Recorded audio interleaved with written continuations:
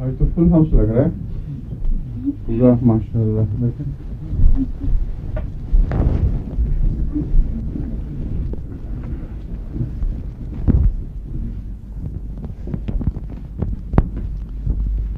یہ جو ہماری نئی کلاس ہے اس کا یہ ہے واپسی کا سفر ہے.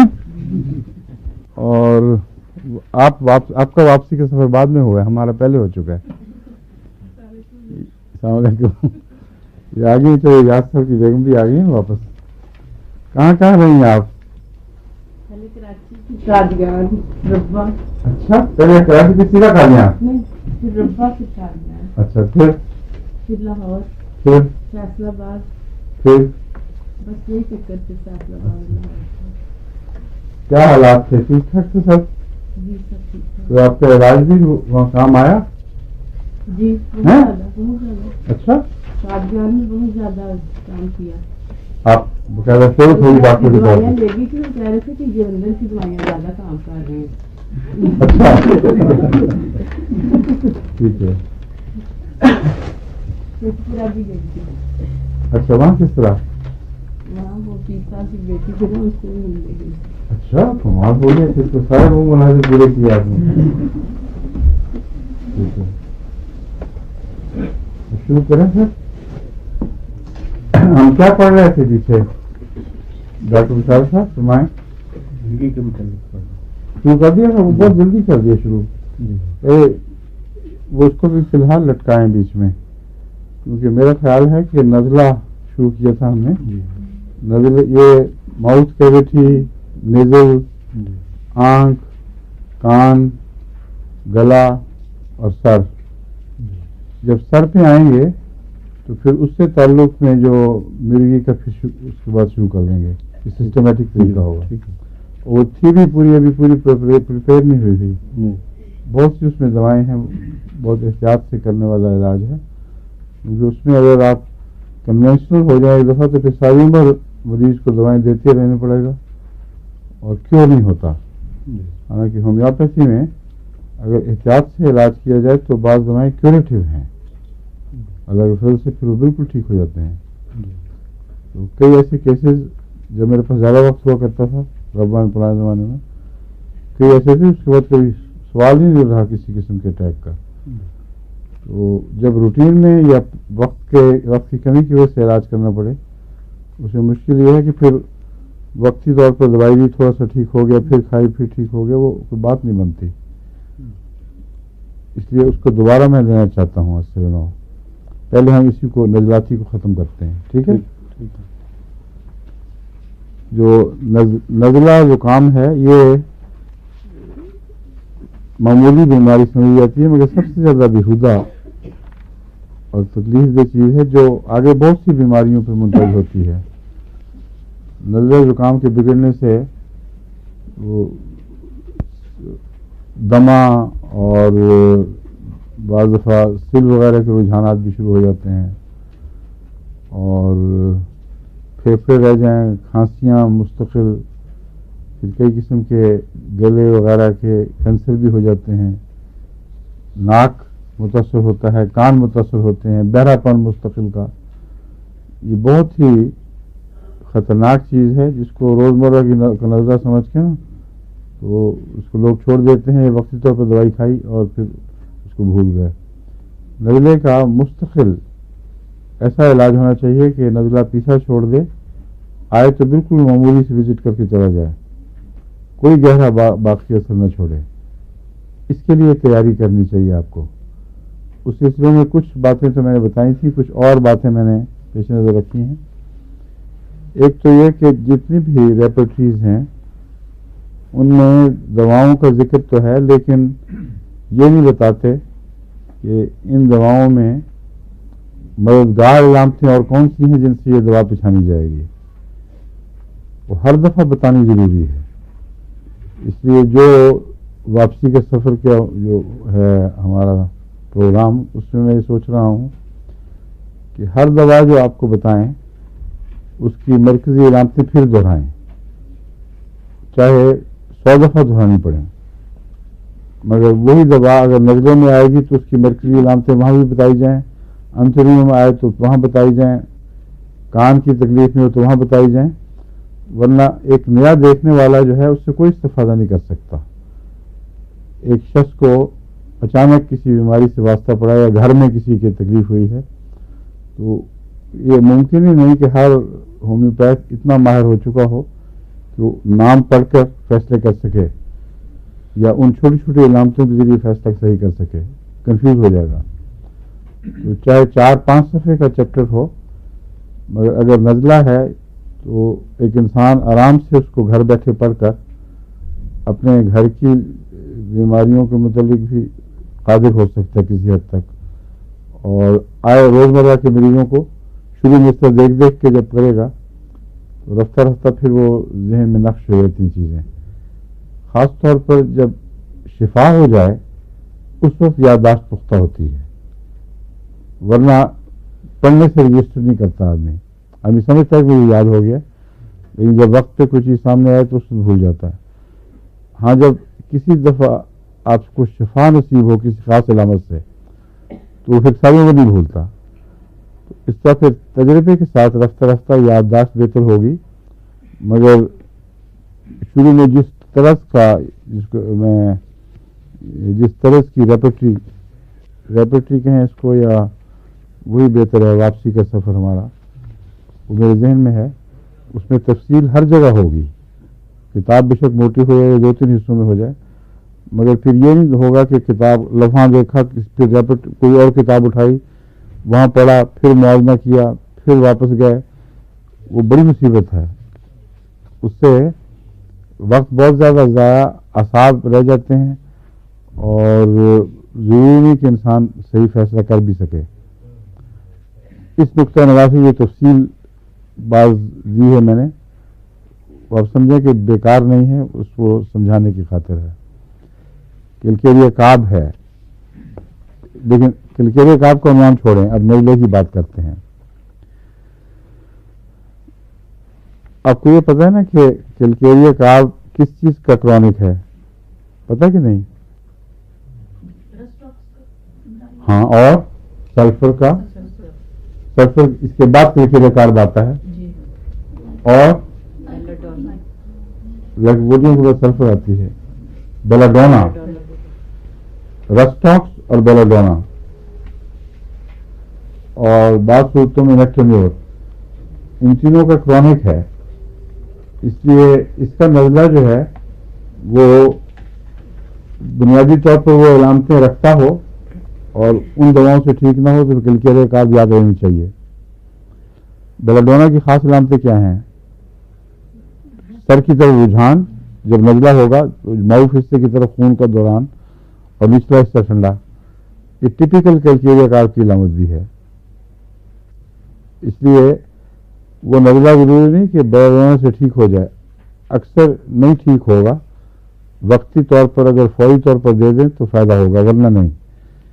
تو اس وقت کلکیریہ کعب اس کا کرونک ہونے کی وجہ سے، اور یہی علامتیں جو کہ رکھتا ہے اپنے اندر، اس لیے یہ ہو سکتا ہے۔ لیکن ایک چیز جو آپ کے علم میں آنی چاہیے وہ یہ ہے کہ معاف کرنا، یہ گرمی سردی بولنے سے ڈلکمارا، ہاں ڈلکمارا دوا کی علامت یہ ہے کہ گرمی سے سردی، سردی سے گرمی، بار بار نزلہ ہو، پھر وہ پرانا ہو جاتا ہے، ناک میں بعض پھنس بھی جاتا ہے۔ ڈلکمارا اگر وقتی طور پر فائدہ دیتا رہے تو ہو سکتا ہے 2-3 دفعہ کے بعد فائدہ بند کر دے۔ ڈلکمارا کا کرونک بھی کلکیریہ کعب ہے، اور بہت ملتا ہے اس لحاظ سے۔ جن لوگوں کو ہلکی سی سردی سے یا موسم بدلنے سے بار بار نزلہ ہو اور ڈلکمارا فائدہ دیتا ہو، ان کو مستقل علاج کے طور پر کلکیریہ کعب دینا ضروری ہے۔ اور اول تو جب پہلی دفعہ ٹھیک ہو تو صحت کے دوران کلکیریہ کعب دینا چاہیے، کیونکہ ڈلکمارا اتنا گہرا نہیں جتنا کلکیریہ کعب ہے۔ جب کلکیریہ کعب پہ مریض کو رکھیں گے تو ہو سکتا ہے پھر لائکوپوڈیم کی بھی ضرورت پڑے، پھر سلفر کی بھی ضرورت پڑے، لیکن نزلے کے خلاف طاقت انسان کی بڑھتی چلی جاتی ہے۔ پھر اس کی اور علامتیں کیا ہیں کلکیریا کاپ کی؟ مسلس کی ریلیکسیشن ہے، مسلس پھیل جاتے ہیں اور ڈھیلے پڑ جاتے ہیں، وینز بھی پھولتی ہیں اور گلینڈ ہر جگہ متاثر ہوتے ہیں کلکیریا کاپ سے. اور جو ہمارا کی علامت sensitive to coming of cold weather and when weather changes, یہ بتا چکا ہوں میں آپ کو.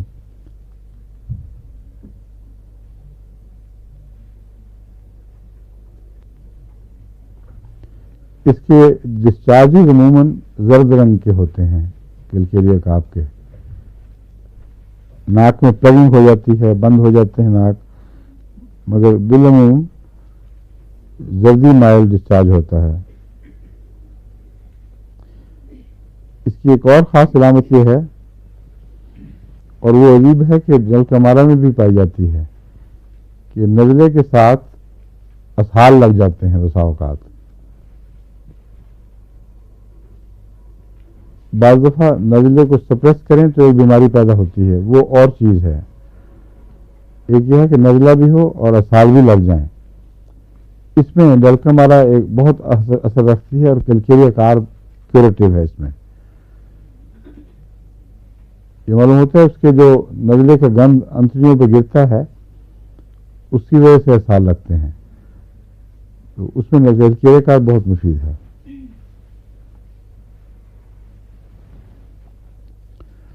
لیکن ایکیوٹ میں پہلے ڈلکمارا سے شروع کریں اس کو، کیونکہ ڈلکمارا میں بھی چونکہ علامت پائی جاتی ہے اور ایکیوٹ دوا ہے، اس لیے جہاں بھی کوئی مریض کہے نزلہ بھی ہے اور اسہال بھی ہیں وہاں بلا توقف ڈلکمارا دیں، اور ڈلکمارا کے بعد کلکیریا کاپ.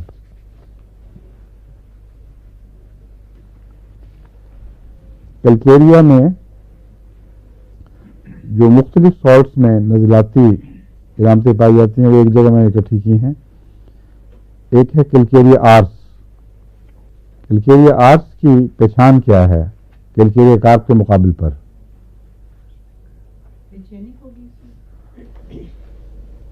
کیوں جی؟ اچانک کمزوری اور پیرالیٹک ٹینڈنسی. نزلے کے ساتھ اگر فالجی علامتیں، کوئی جلد سو جائے، ہاتھ پاؤں میں کمزوری آ جائے یا سارے جسم میں اچانک کمزوری آئے تو آرسنک کی بے چینی تو نہیں مگر آرسنک کی کمزوری بہت نمایاں پائی جاتی ہے اس میں. اور کلکیریا خود بھی اگر اس کا بیلنس بگڑے تو شدید کمزوری پیدا کرتا ہے.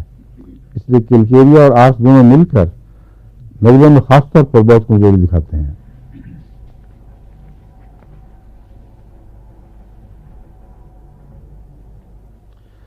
اور کلکیریا آرس، ایپیلیپسی کی بات ہوئی تھی، ایپیلیپسس کے بھی جو بہت ہی ضدی کیسز ہوں اگر ان میں یہ علامت پائی جائے کہ شدید کمزوری ہوتی ہے، بعض لوگوں کو اٹیک کے بعد بھی اور پہلے بھی کمزوری ہوتی ہے، بعد میں اور بھی زیادہ کمزوری ہو جاتی ہے اور بالکل ہاتھ پاؤں سے جان نکل جاتی ہے.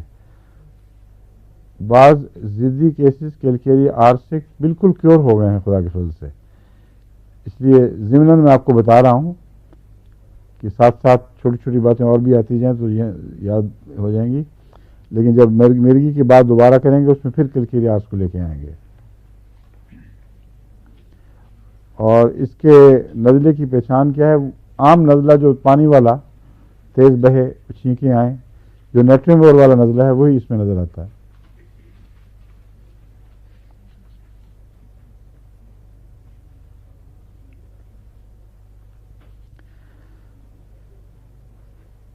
کلکیریا سلف،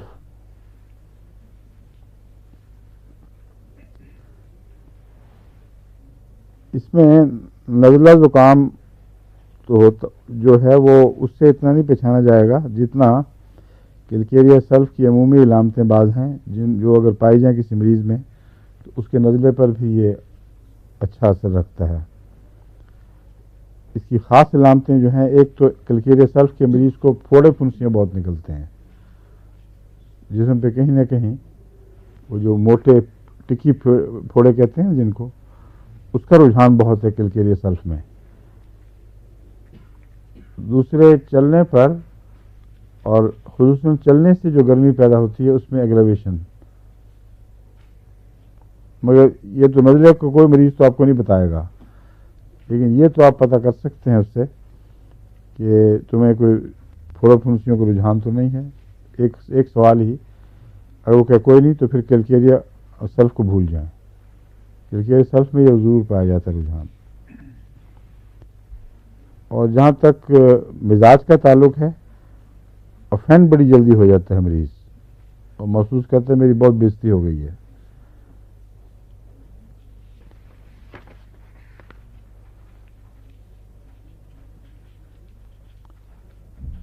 جن مریضوں میں پھوڑے پھنسیوں کا رجحان زیادہ ہو اور ضدی نزلہ ہو، یہ کرونک کی ہے اصل میں چیز.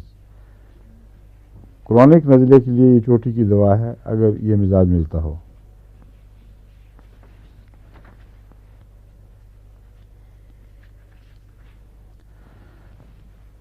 نزلہ جو کانوں کی طرف جاتا ہے اس میں کون سی دوائیں آپ کو بتائی ہوئی ہیں؟ ایلیم سیپا اور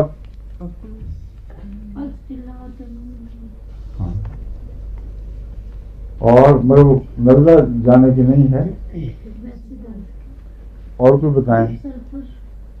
سلفر ٹھیک ہے، ایمونیم کارب رائٹ. اور کاسٹیکم میں بھی یہ رجحان ہے. یہ میں نے کاسٹیکم پہلے بتایا تھا غالباً، مگر یہ بھول گیا تھا بتانا.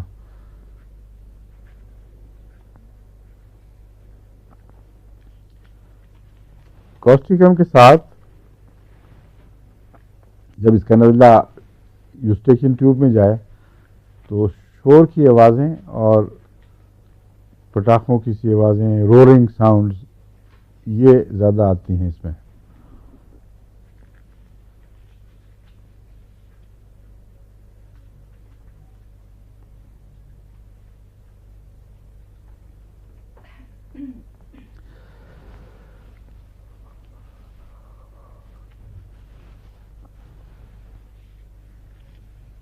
کیڈمیم سلف بھی نزلے میں اچھا ہے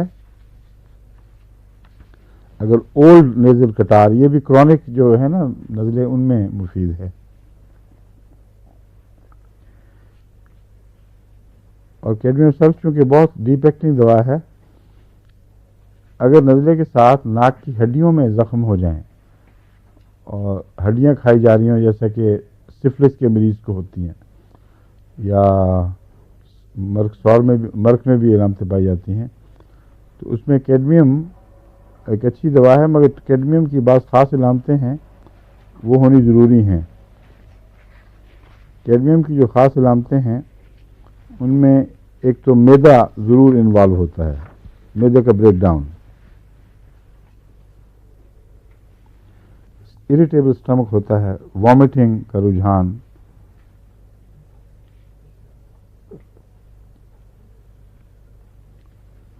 بے چینی آرسنک جیسی. مگر نمایاں فرق یہ ہے کہ آرسنک میں انسان ہلتا جلتا ہے، ایک جگہ خاموش بیٹھ نہیں سکتا، یا لیٹتے ہوئے وقت بھی جسم میں طاقت نہ بھی ہو تو سر ہلائے گا، کوئی نہ کوئی حرکت اس کی ہے جو اس کو چین دیتی ہے. لیکن اس میں مریض ذرا برداشت نہیں کرتا ہلنا جلنا، بے چینی ہے مگر حرکت کی طاقت نہیں، اور حرکت سے نفرت ہے. اور حرکت سے عملاً بیماریاں بڑھتی ہیں، اس لیے برائونیا سے مشابہت ہے اس معاملے میں.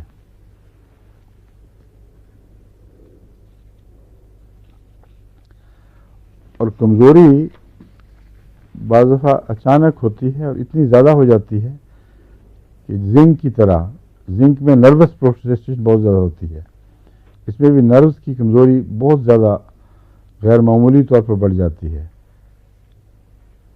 ذرا سے ہاتھ ہلایا جائے تو اس سے انسان سمجھتا ہے کہ مجھ میں جان نہیں رہی، یا وہاں تکلیف شروع ہو جائے گی، جہاں بھی حرکت ہوگی وہاں تکلیف ہوگی. مگر برائونیا میں وہ جو تکلیف ہے وہ رومیٹک زیادہ ہے، اس میں اعصابی ہے. اس لیے زنک سے مشابہ ہے اس پہلو سے. اور جب یہ نزلہ ہو تو گلے پہ گرتا ہے جب، تو گلے کے جو مسلز ہیں وہ کمزور ہو جاتے ہیں، اور خاص طور پر اس کی پہچان یہ ہے کہ نگلنا مشکل ہوتا ہے. گلا خراب ہو یا نزلہ ہو، اگر گھونٹ بھرنا مشکل ہو اور طاقت کم ہو جائے تو اس صورت میں یہ دوا مفید ہے. لیکن بعض جگہ گھونٹ اس لیے مشکل ہوتا ہے کہ درد بہت ہوتا ہے، گھونٹ بھرتے وقت درد ہو تو اس کے لیے ودیا قسم کی دوائیں ہیں، مگر یہ ہے کمزوری کے لحاظ سے صرف نیم فالجی حالت.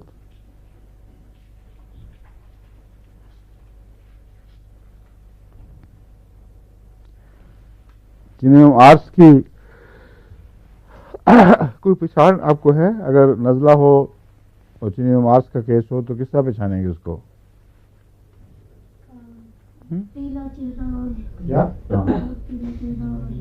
بریک ڈاؤن لگے گا جیسے اس میں جان، جیسے پرانے ملیریا کا مریض ہو، درد چمڑی مینڈک کے اندر پیٹ کی طرح، اور بعض بار بیگ لٹکے ہوتے ہیں آنکھوں کے نیچے، اور بالکل خون پتلا پانی ملا ہوا خون، اس ٹائپ کا مریض اگر ہو جس کا سارا بریک ڈاؤن ہو تو ایسا مریض بعض دفعہ کرونک نزلے کا مریض بھی ہوتا ہے.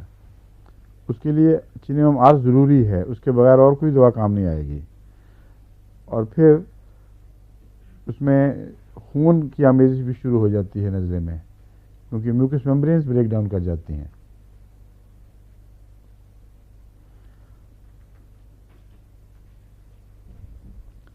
اور ناک کے کنارے اکثر ایسے مریضوں کے چھلے رہتے ہیں.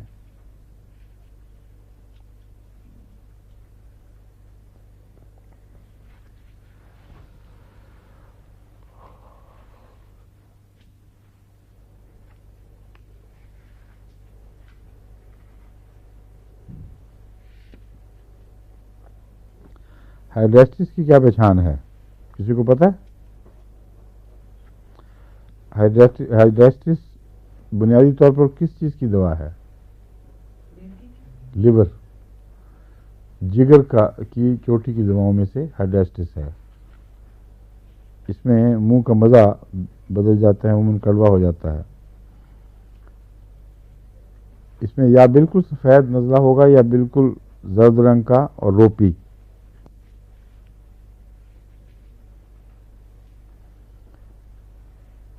گرم کمرے میں تو یہ نسبتاً خشک رہتا ہے، مگر باہر نکلتے ہی ہوا میں بہت تیزی سے بہنے لگتا ہے.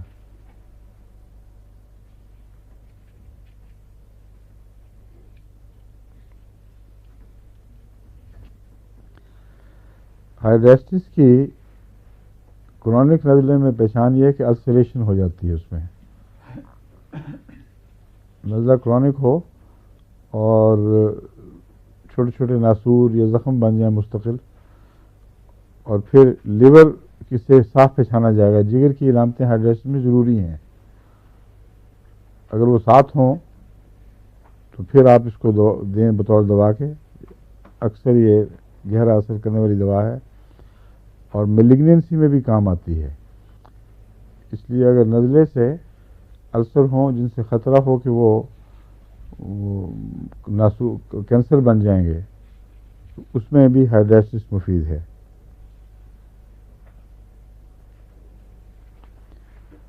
آئرین کا نزلہ کس طرح پہچانیں گے؟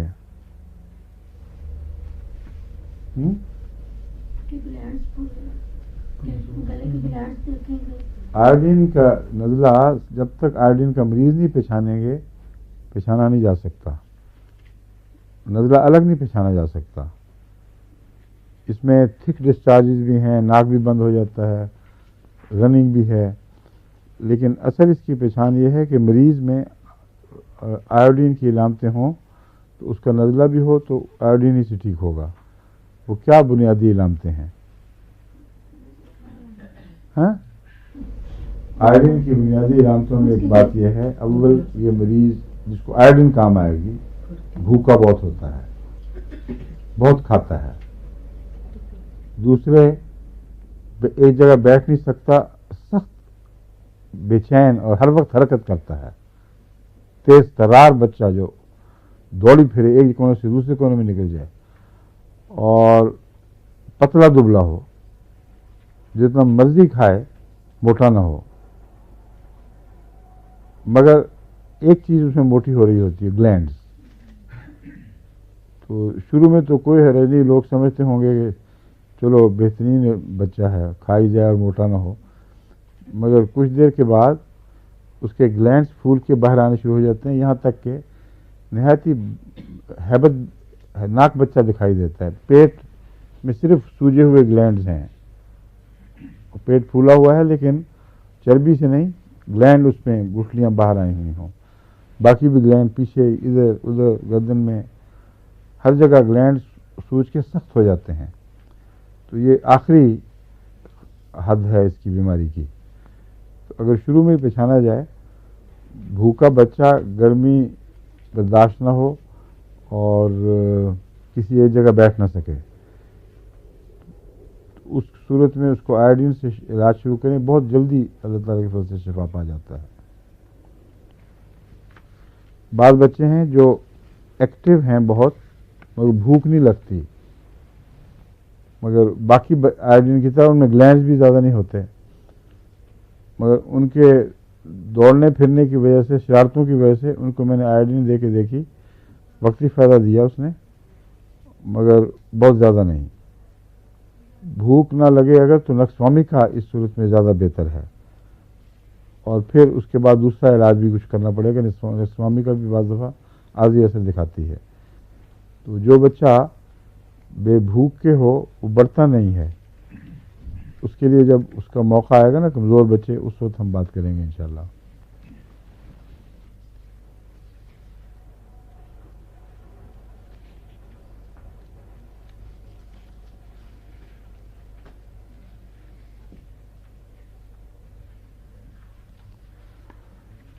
آئرین کی اور جو مینٹل علامتیں کیا بتائی ہوئی ہیں آپ کو یاد ہے؟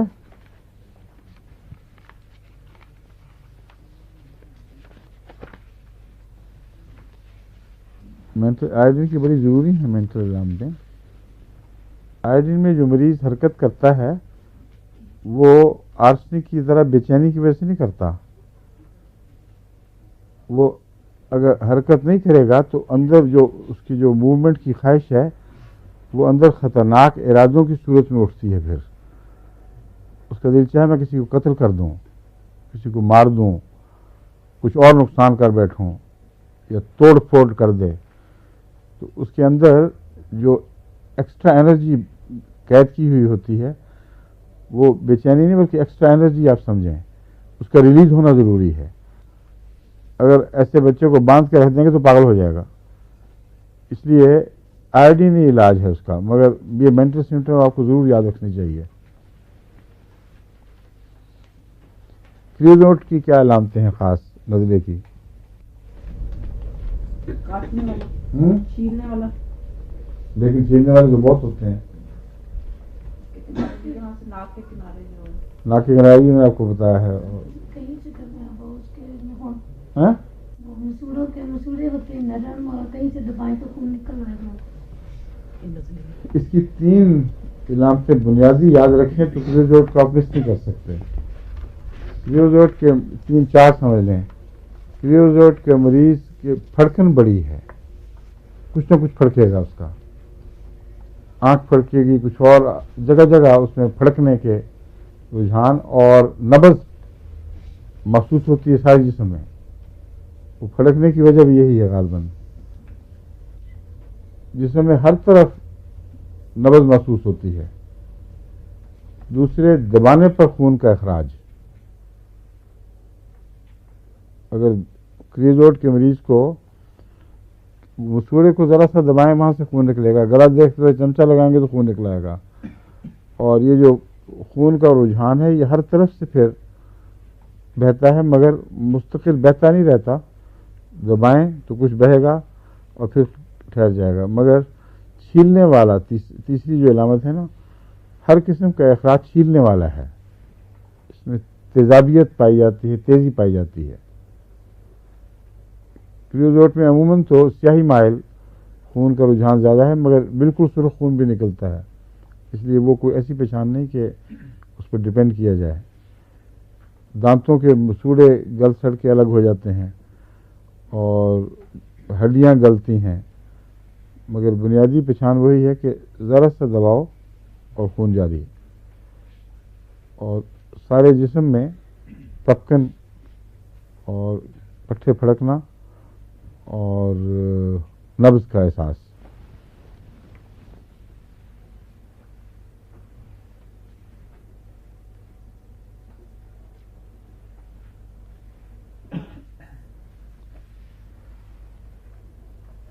اور اسی وجہ سے نزلے میں اس کے نوز بلیڈ ضرور ہوتا ہے۔ وہ نزلہ جس میں خون بھی ساتھ جاری ہو، اگر کمزور مرے مارے مریض میں ہو تو چینیمم آرس کی طرف دھیان جانا چاہیے۔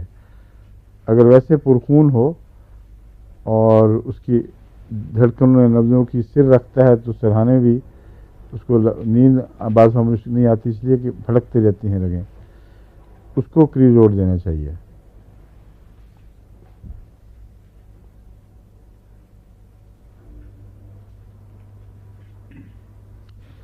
کالی سلف کس کام آتی ہے؟ آپ کو پڑھائی تھی ابھی کچھ دیر ہوئی ہے، یاد ہے؟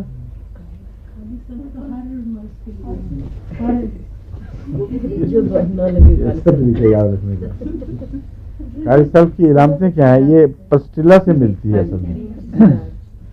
کالی سلف جو ہے یہ پسٹیلا سے ملتی جلتی دوا ہے، یعنی گرمی سے اس میں تکلیف بڑھتی ہے، اور معدے کی علامت دوسری بہت سی علامتیں اس کی پسٹیلا سے ملتی ہیں، لیکن اس کے اندر خاص بات جو ہے وہ یہ ہے کہ تھک ڈسچارج یلو کالی سلف کا خاص نشان ہے، اور مرگی کی چوٹی کی دواؤں میں شمار ہوتی ہے۔ پوٹیشیم سلفیٹ، پوٹیشیم مرگی میں کام آنے والی دواؤں میں پوٹیشیم سب سے زیادہ نمایاں ہے۔ ہر وہ سالٹ جس میں آپ کے دیکھیں گے اس کا کچھ نہ کچھ تعلق مرگی سے ہوتا ہے، اور پوٹیشیم کے ساتھ اعصابی کمزوری یا جسمانی کمزوری یہ بھی داخل ہو جاتی ہے۔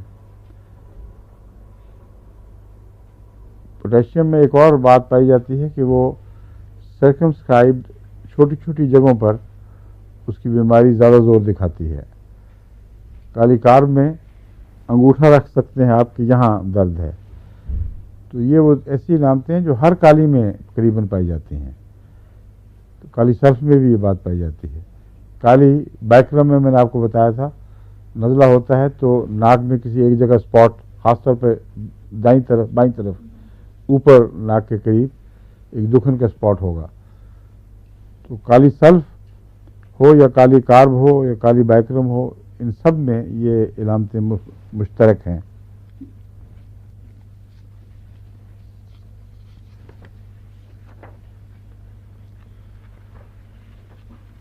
ایک اور اہم دوا نیٹرم سلف ہے جو نزلوں میں بھولنی نہیں چاہیے۔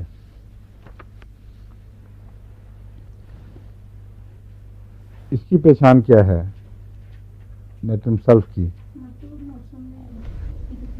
ٹھیک ہے، اور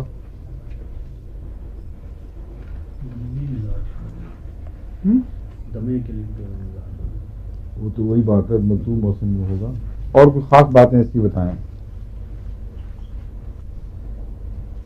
انگلیوں کے کنارے پھٹ جاتے ہیں تو اس میں کیا یہ جو کریکس انگلیوں میں آ جاتے ہیں، رات کو 3 بجے کی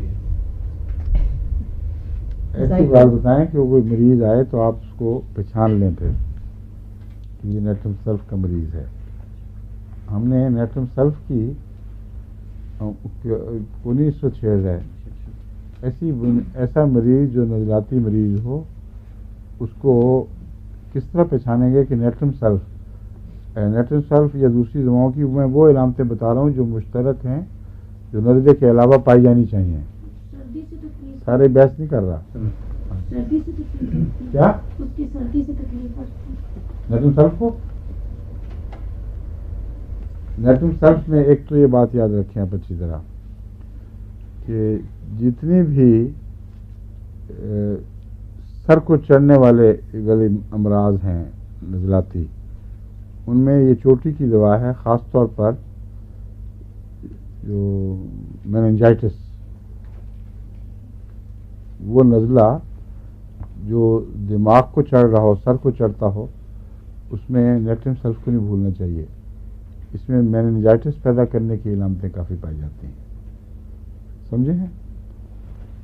اور ویسے پتلا بھی مواد ہوگا، گاڑھا بھی ہوگا، دونوں طرح کے ملتے ہیں، لیکن اس کے ساتھ آرنیکا کی طرح ہڈیوں میں بروزنگ بھی پائی جاتی ہے، جو یوپیٹوریم میں بھی پائی جاتی ہے. یوپیٹوریم نزلے میں اس وقت یاد آتا ہے جب جسم میں دردیں بہت ہوں اور خیال ہو کہ انفلوئنزا ہونے والا ہے. نیٹرم سلف بھی اسی طرح کی بروزنگ کی علامتیں رکھتا ہے اپنے اندر. اور پرسٹیلا سے ملتا ہے نیٹرم سلف گرمی سردی کے لحاظ سے. بند گرم کمرے میں تکلیف بڑھے گی، کھلی ہوا میں نسبتاً بہتر محسوس کرے گا مریض.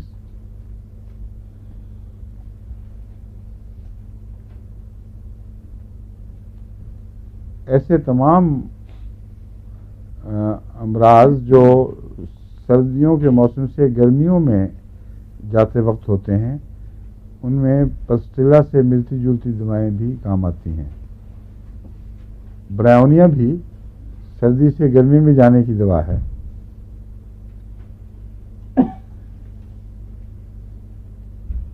ٹھیک ہے نا. نیٹرم سلف بھی اس زمانے میں بہت کام آتی ہے.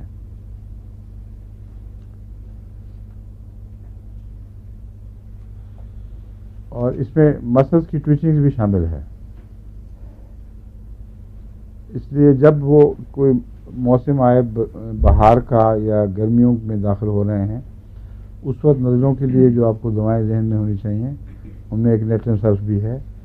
اور خاص طور پر اگر یہ میننجائٹس کی وبا پھیلی ہو تو اس وقت اس کے نزلے کو شروع میں اگر نیٹرم سلف سے ٹھیک کرنے کی کوشش کریں گے تو میننجائٹس ہوگا ہی نہیں. پھر اس کی یہ اہم چوٹی کی دواؤں میں شامل ہے. اسی طرح ہیڈ انجریز میں آرنیکا کے ساتھ ملا کے ہم دیتے ہیں اس کو، مگر یہ تو زائد بات ہے. اصل بات جو میں نے آپ کو بتائی ہے، گرمی سے تکلیف بڑھنا اور کھلی ہوا سے نسبتاً آرام محسوس کرنا، بروزنگ جسم میں ہوگی اور پریشر اور ٹچ سے تکلیف بڑھے گی. پھر چھینکیں ہوں، نزلہ ہو، جو کچھ بھی ہو اس میں مفید ہے، لیکن زائد علامت کے طور پر ٹویچنگز بھی اس کی یاد رکھیں.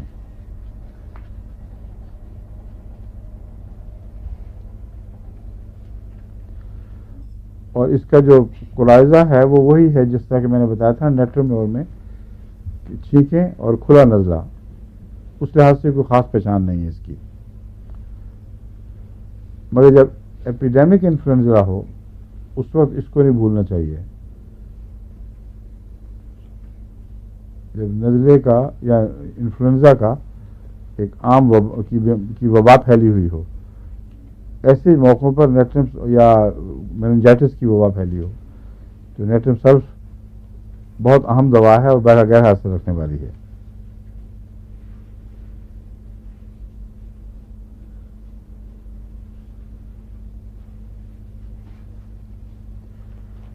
ایک نیٹرم کارب بھی ہے جس کا نزلے پر اثر ہے. اس کی کوئی خاص علامت ہے؟ اگر دھوپ لگنے سے، لو لگنے کے بعد نزلہ ٹھہر جائے، اس میں نیٹرم کارب بیان کیا جاتا ہے. اگرچہ میرے ہاتھوں میں کوئی اس پرائے نزلے میں کبھی شفا نہیں ہوئی یا مجھے اس کا طریقہ نہیں آیا استعمال کرنے کا، مگر کتابیں لکھتی ہیں کہ نیٹرم کارب پرانی نزلاتی تکلیفیں جو لو لگنے کے بعد ٹھہر جائیں اور ناک کے پیچھے نہ گرے، اس کے لیے نیٹرم کارب اچھی دوا ہے۔ ایک علامت ایسی ہے جس میں یہ ضرور کام کرتا ہے، وہ ہے ناک کا یہاں سے خاص طور پر کچا پن اور سرخ ہونا، جیسے ہمارے یہاں بعض پائے جاتے ہیں ناک، تو اس میں نیٹرم کارب نزلے میں مفید ثابت ہو سکتی ہے۔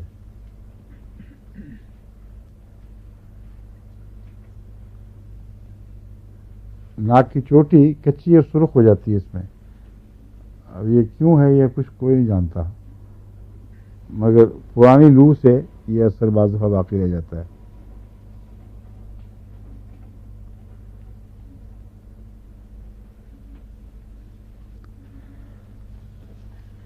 اور کوئی علامت اس کی؟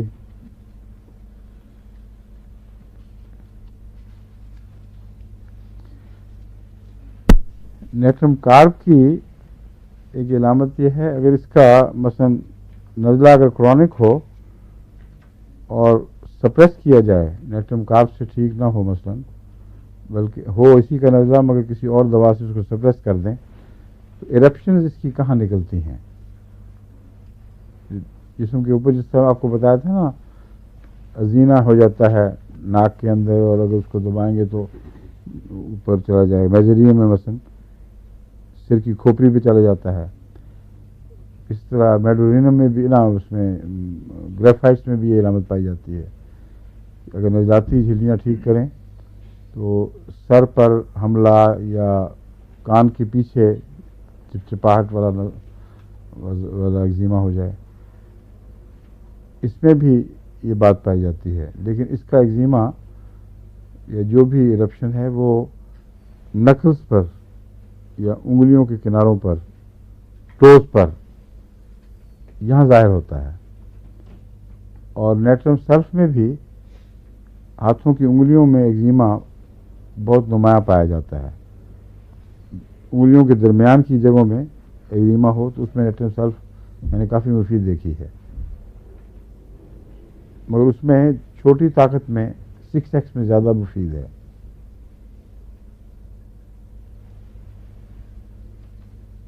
فنگر ٹپس پہ ہوں، نکلز میں ہوں یا ٹوز میں، اگر نزلے کا عدلنا بدلنا اس سے پایا جائے تو پھر نیٹرم کارب ایک معین واضح علاج ہے، ورنہ پھر ناک دیکھیں اس کا، اگر ایگزیما نہ ہو ایسے مریض کو تو غور سے ناک کی ٹپ دیکھیں،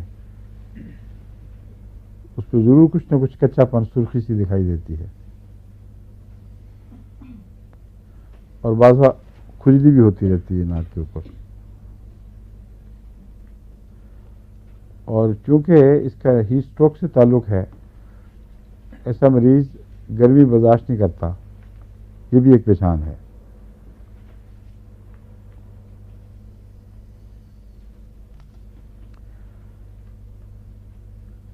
اور چونکہ یہ کرونک ہوتا ہے ایگزیما، جہاں بھی کرونک نزلہ ٹھہر جائے اس کا ایگزیمے سے کوئی تعلق ہو، تو اس صورت میں ناک میں بدبو ضرور پائی جاتی ہے، اس میں بھی خالی محض نزلہ جو پیچھے گرے گا اس میں یہ مفید نہیں ہوگا، نزلے کی بدبو ہو اگر ناک میں اور ایگزیمے سے تعلق ہو تو پھر ضروری نہیں ہے کہ پھر آپ ناک کی سرخی تلاش کریں، پھر بے شک اس کو دوا کو دیں، یہ عموماً اس میں فائدہ دے گی۔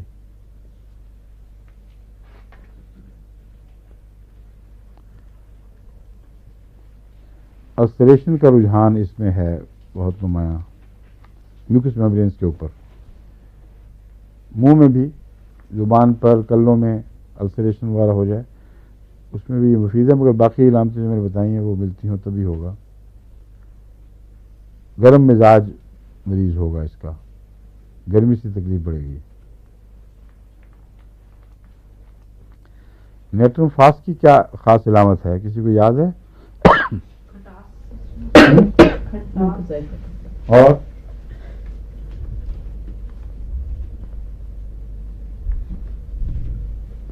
کچھ پتا؟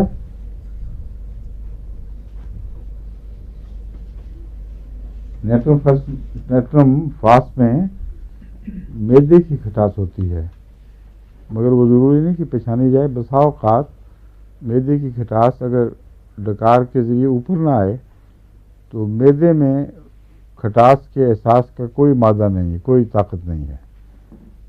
معدے کے اندر تیز تیزاب بھی ابلتا رہے تو معدے کے اندر کھٹاس پیدا نہیں ہوگی. زیادہ سے زیادہ بعض لوگ جلن کی شکایت کریں گے, لیکن کھٹاس کا پتہ تب چلتا ہے جب ڈکار کے ساتھ تھوڑا سا پانی اچھلے, پھر وہ گلے کو لگتا ہے, بہت تیز کاٹتا ہے پھر. لیکن ہر مریض میں نہیں ہوتا. کئی مریضوں سے میں نے پوچھا, کہتے ہیں بالکل کوئی تیزابیت نہیں, کیونکہ وہ سمجھتے ہیں کہ کبھی کھٹاس محسوس نہیں ہوئی. لیکن ہوتے ہیں تیزابیت کے مریض, باقی علامتوں سے پکڑے جاتے ہیں. اس لیے نیٹرم فاسٹ میں تیزابیت تو ہے ہی, مگر اس کی خاص پہچان کیا ہے؟ اس کے پسینے میں بھی کھٹاس تھی. کیا ہوگا؟ پسینے میں بھی بو ایسی ہوگی جیسے کھٹاس تھی. ہاں, وہ مریض کو پسینہ کہاں سنتے پھریں گے. اس کا سردیوں کے موسم میں آج کے موسم پسینہ آتے ہی کسی کو.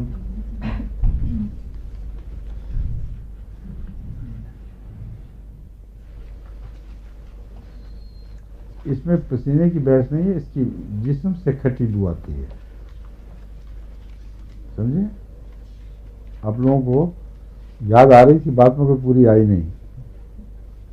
اس کے جسم سے بچہ بہو اگر نیٹرم فاس کا, اس کے جسم سے کھٹی بو آتی ہے.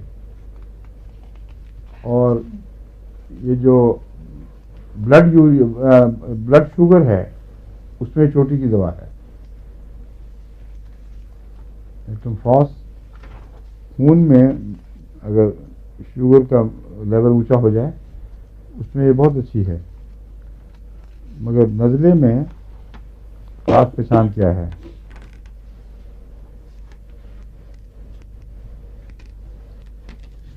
نزلہ ہو یا وہ ہو دمہ ہو, نزلاتی بیماریوں میں یہ مریض تھنڈر اسٹارم سے بہت اگراویٹ ہوتا ہے. یہ اس کا ڈسٹنکٹیو فیچر ہے. جس مریض کو تھنڈر اسٹارم سے خواہ دمہ ہو خواہ نزلہ ہو, اس کو آپ بلا تردد نیٹرم فاس دیں. نیٹرم فاس اس میں چوٹی کی دوا ہے, اور نزلہ بہنے والا ہوتا ہے ہمیشہ.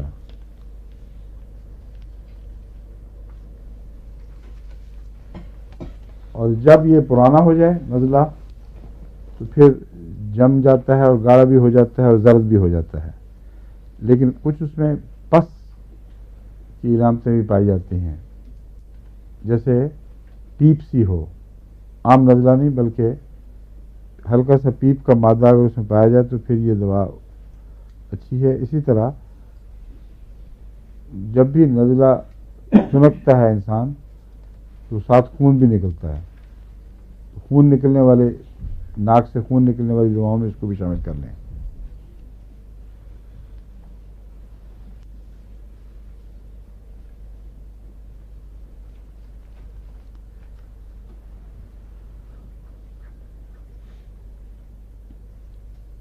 وہ مریض جن کے نزلے کرونک ہوں اور عام دوائیں جو ہم اب پڑھ رہے ہیں خواہ وہ گہری ہوں وہ اس میں فائدہ نہ دیں, ان میں بعض نوسوٹس ضروری ہو جاتے ہیں. ان کو کبھی کبھی استعمال کر کے دیکھنا چاہیے. مثلا کرونک نزلے ہوں اور نوز بلیڈ کا بھی رجحان ہو, یا جلد کے اوپر ایگزیمے ہوں, رنگ ورمز ہوں, ایسی صورت میں جو نوزوٹس کام آتے ہیں ان میں ایک میڈورائنم ہے. میڈورائنم اونچی طاقت میں دینا چاہیے. کئی دفعہ دیکھا ہے اچھی بھلی تشخیص ہوئی دوا جس کو کام کرنا چاہیے وہ کام نہیں کرتی. میڈورائنم اونچی طاقت میں دے دیں تو وہی دوا کام شروع کر دیتی ہے. اسی طرح سورائنم بھی اس میں بہت مفید ہے. دونوں کا جلد سے بھی تعلق ہے اور نزلاتی جھلیوں سے بھی تعلق ہے.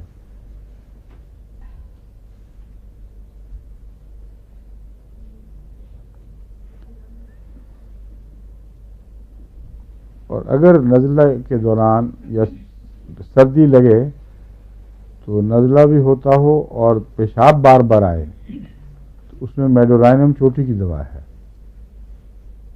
پولی یوریا بعض دفعہ شوگر کی وجہ سے ہوتا ہے، اس میں تو جب تک آپ ذیابیطس کا علاج نہ کریں وہ ٹھیک نہیں ہو سکتا. لیکن اگر سردی کے نتیجے میں نزلہ بھی ہو اور ساتھ ہی پیشاب زیادہ ہو جائے تو اس میں میڈورائنم بہت افیکٹو ہے خدا کے فضل سے، مگر اونچی طاقت میں دینا پڑے گا.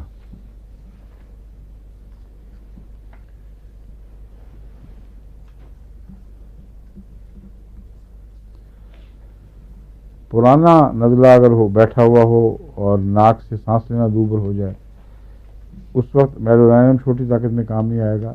وہ ہائی CM کی ایک خوراک دے دیں، یا کم سے کم 1000 ہو تو 1000 دے دیں.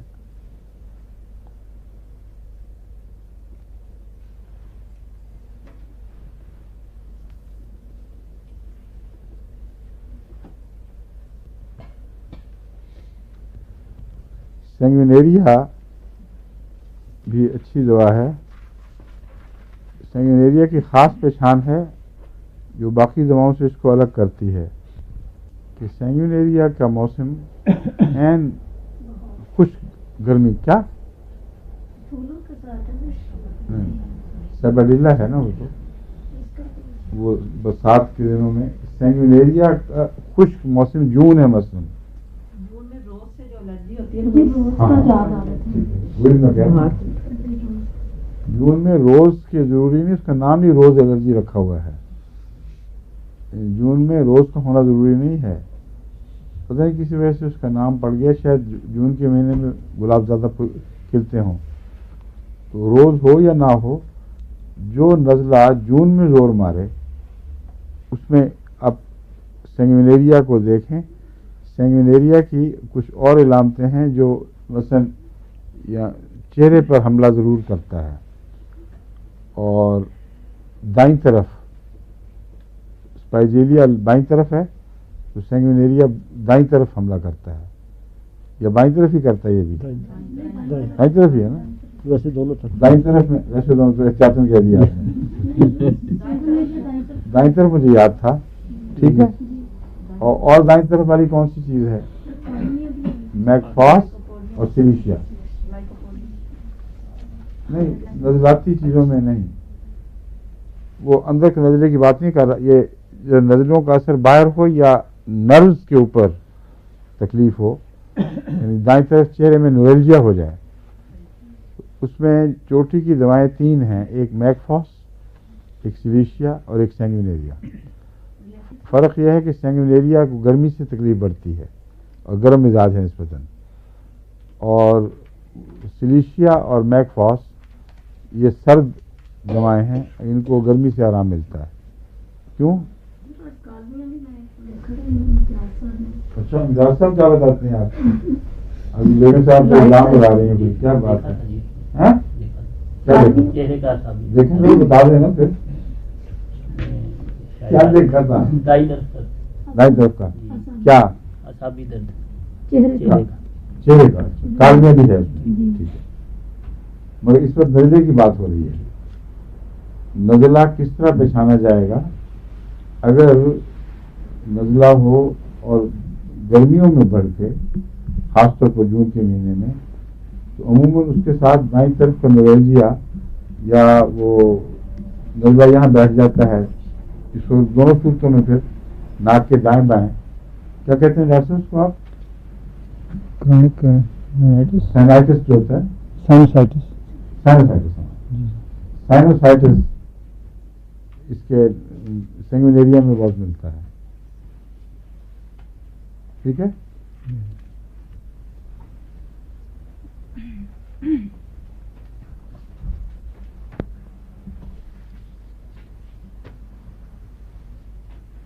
عموماً بلڈ کرنا ہو اس کے خلاف، جسم کو طاقت بخش دینی ہو، تو کیا کیا دعائیں آپ کو بتائی تھی میں نے؟ یاد ہے؟ ایک نئی چیز ڈفتیرینم بھی بتائی تھی. ہاں یہ ٹھیک ہے. نہیں، اگر مستقل بلڈ کرنا ہو نا تو اس میں نیٹرم اور نہیں ہے. نیٹرم اور وقتی چیزوں کے تو پر کام آتی ہے. عموماً ڈپتھیرینم بہت اچھی ہے. سورائنم ڈپتھیرینم کے ساتھ انفلوئنزینم. یہ جب نزلہ نہ بھی ہو تو کبھی کبھی دیا جائے تو اس سے خدا تعالیٰ کے فضل کے ساتھ نزلے کے خلاف طاقت پیدا ہو جاتی ہے. اسی طرح سورائنم سے بھی اگر مریض ٹھنڈا ہو، اگر مریض گرم ہو تو سلفر.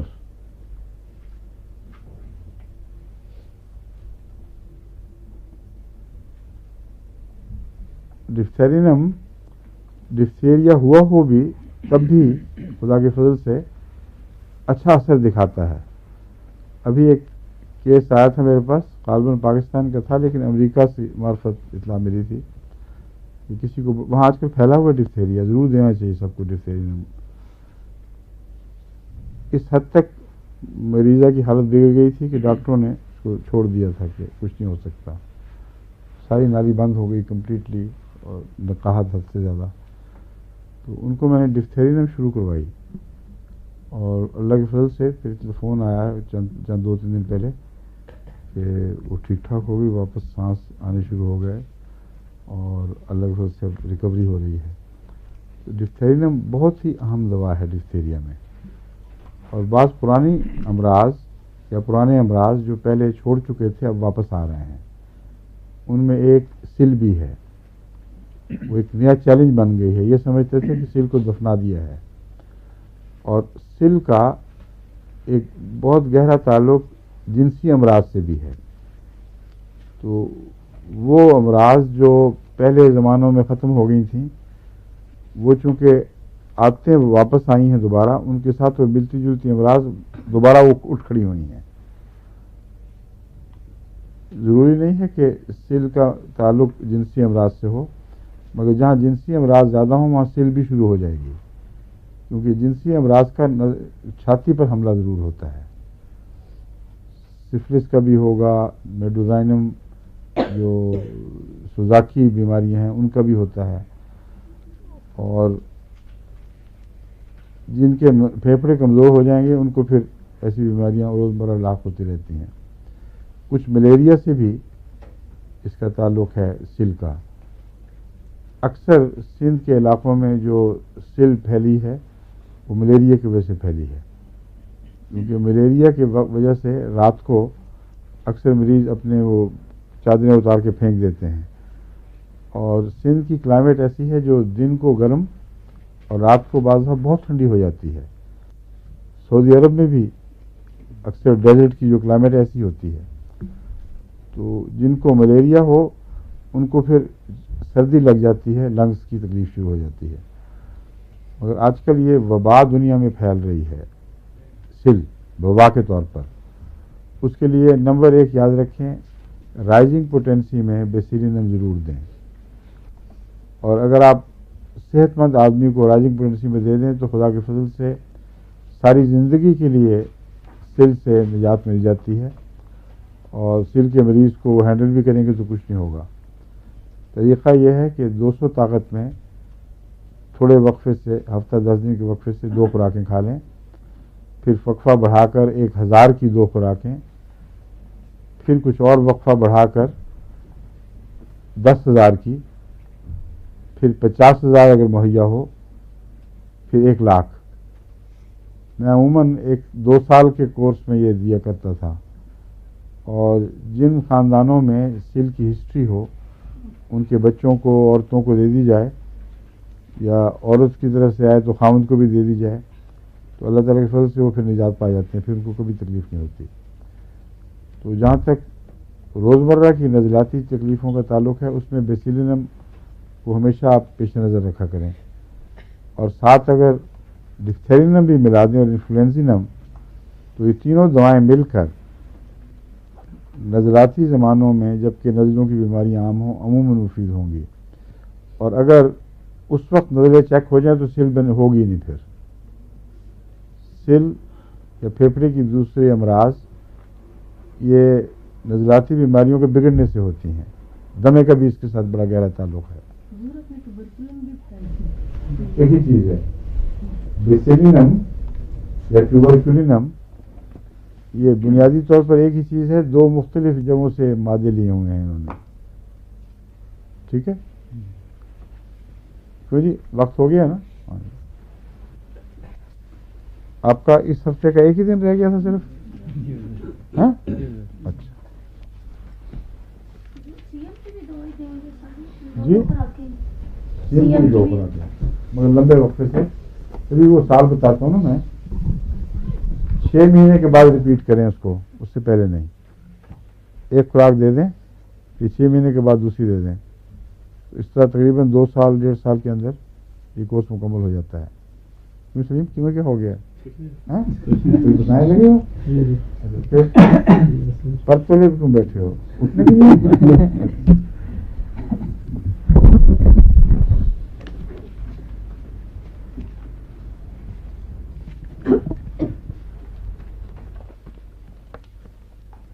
آج کل ڈاکٹر بشارت صاحب میری کافی مدد کر رہے ہیں اس معاملے میں. مختلف جو واپسی کا سفر ہے نا اس میں جو اب تک میں نے پڑھایا ہے ان سے نشان لے لے کے یہ واپسی کے رستے بنا رہے ہیں ماشاء اللہ. یہ جو ٹائپڈ ہے انگریزی میں یہ وہی مواد ہے سارا. اور کچھ زائد باتیں جو زبانی مجھے یاد آتی ہیں وہ میں بیچ میں بتا دیتا ہوں. مگر اگر یہ بھی چھپ جائے تو انگریزی میں بڑا اچھا مواد بن جائے گا. صرف فرق یہ ہے کہ بعض دواؤں کے دوران بعض اور باتیں آتی رہیں گی یاد, آخر پر پھر ان کو بھی اکٹھا کرنا ہوگا. اس کو تو آپ اسی طرح چیپٹر وائز بنائی جائیں. اور اردو ترجمہ جو ہے وہ فرت واکر کرتی ہیں اسپیشلسٹ, ہاں یا اردو لیکچر سے لے لیتی ہیں. تو اس طرح انشاءاللہ یہ دونوں کتابیں اکٹھی چھپ سکتی ہیں. انگریزی کے لیے اب ہمیں مزید ٹرانسلیشن کی ضرورت نہیں ہے. ٹھیک ہے نا, یہ لے لیں.